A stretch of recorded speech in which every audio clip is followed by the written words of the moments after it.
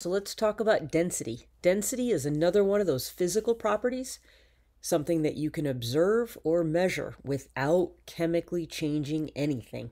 You're not breaking bonds, you're not shuffling atoms around. It's still the same substance. You just know what the mass of a sample with a volume of 1 cubic centimeter is. That's all density is.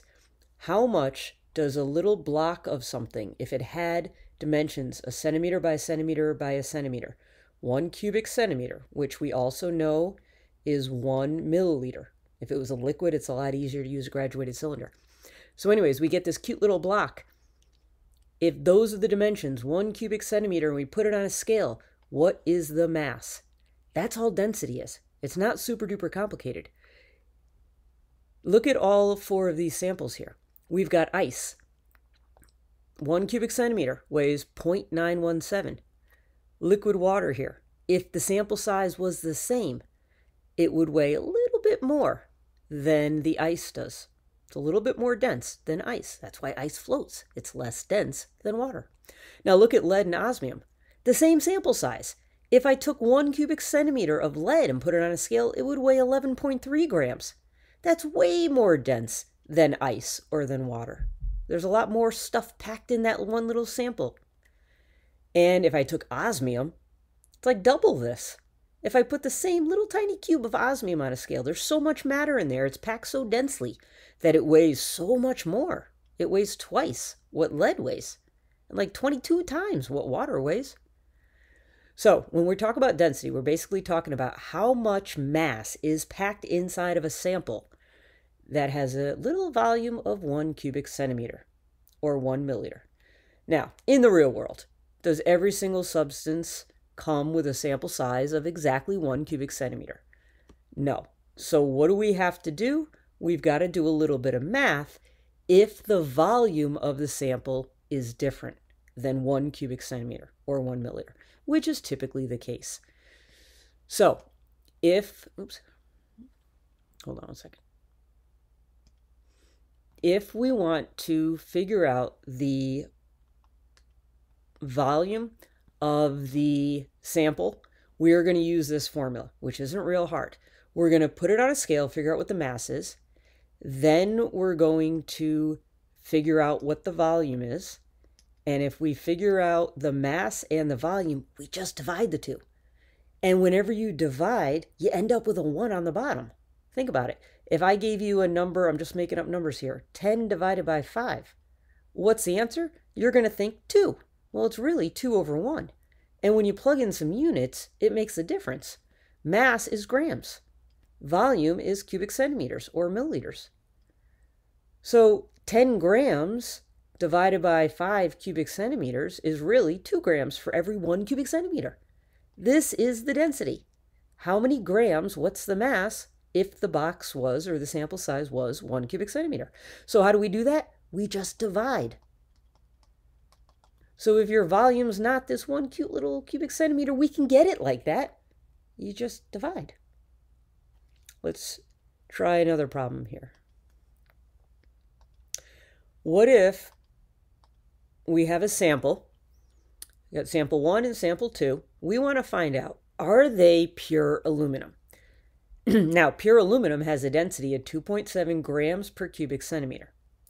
That means if we took 1 cubic centimeter of aluminum, put it on a scale, it would have a mass of 2.7 grams.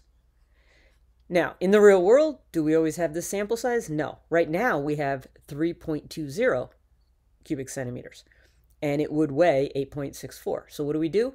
We use our same formula. Density equals mass over volume. Put the mass on top, 8.64 grams. Units help, they're great. On the bottom, 3.20 cubic centimeters. You do the math, and what does your calculator show you? 2.7. That's the top number. That gets the top unit, grams.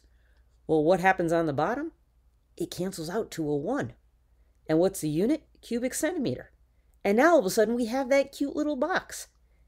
And we know the density. The density of Aluminum, pure aluminum, is 2.7. This would weigh 2.7 if we put it on a scale.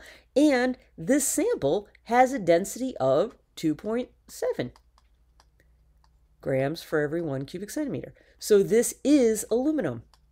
Absolutely. Pure aluminum. Now look at sample 2. Bigger sample. We don't know what 1 cubic centimeter weighs right now, but we do know what 81.5 cubic centimeter weighs. So we're going to use the same formula. Density equals mass over volume. Put your mass on top, 332.0 grams. That's the mass of a volume that's 81.5 cubic centimeters.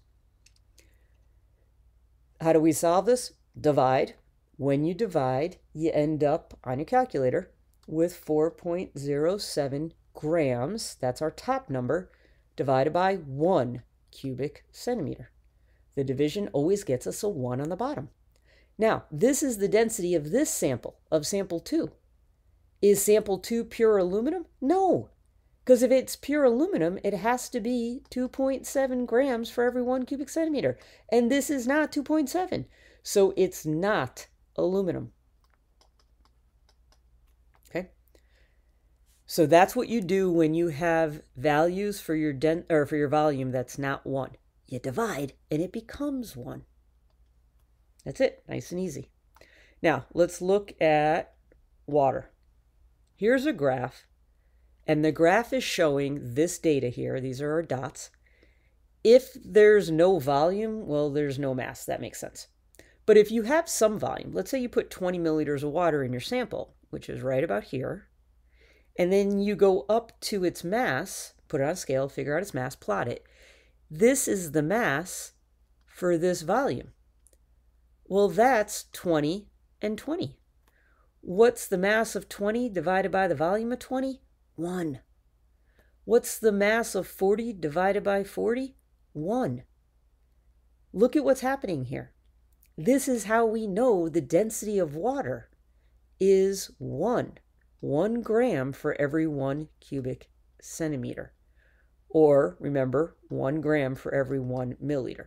Because a cubic centimeter and a milliliter are the same thing. This is a cute little box. This is in a graduated cylinder. So if you look at this graph, it should jump out at you as a linear equation with a slope of 1. How do you know it's a slope of 1? Look at the rise over run. You go over to 25, you go up to 25. Boom. There's your point. You go over to 50, up to 50. There's your point. So this is the easiest density to remember. Water's got a density of 1 because every time you take a certain volume in milliliters or in cubic centimeters, it's going to have the same exact mass, but it'll be measured in grams. So density of water, nice and easy to remember.